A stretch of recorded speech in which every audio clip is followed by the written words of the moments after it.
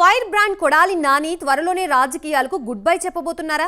తన దగ్గర రాజకీయాలు మాట్లాడవద్దని క్యాడర్ని ఉద్దేశించి అనడం వెనుకున్న అసలు నిజమేంటి? 2029లో జరిగే ఎన్నికలే తనకి చివరి ఎన్నికలంటూ కామెంట్స్ చేయడం వెనుకున్న వాస్తవాలేంటి? కొడాలిని ఆరోగ్య సమస్యలు వెంటాడుతున్నాయా అంటే అవుననే రాజకీయ వర్గాల్లో టాక్ వినిపిస్తోంది. ఇంతకీ రాజకీయ సన్యాసం చేయాలని కొడాలి ఎందుకు నిర్ణయించుకున్నారు? What's the story?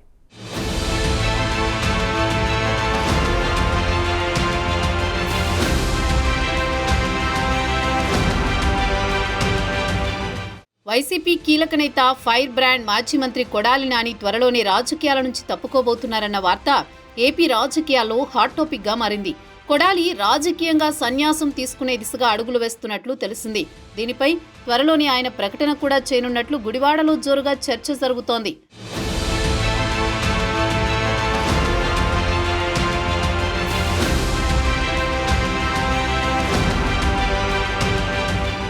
రాజకీయాలకు కొడాలి నాని దూరంగా ఉండాలని నిర్ణయించుకున్నట్లు ఆయనకు అత్యంత సన్నిహితంగా ఉన్న కొంతమంది అనుచరులు చెబుతున్నారట. ప్రస్తుతం కొడాలి నాని కొన్ని అనారోగ్య సమస్యలతో బాధపడుతున్నారని, ఆయన హైదరాబాద్లో చికిత్స పొందుతున్నారని గుడివాడ నియోజకవర్గంలో జోరుగా చర్చ జరుగుతోంది.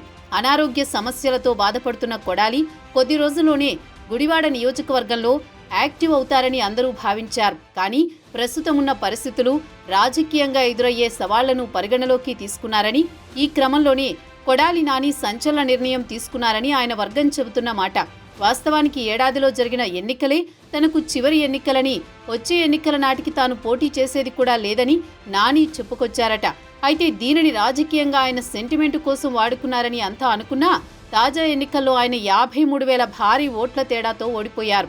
ఎన్నికల్లో ఓటమి తర్వాత కొడాలి ఎక్కడా కనిపించలేదు. పైగా కూటమి సర్కార్ కేసులు పెడుతుందన్న భయం కూడా కొడాలిని వెంటాడుతోందని కొందరు చెప్పుకుంటున్నారు.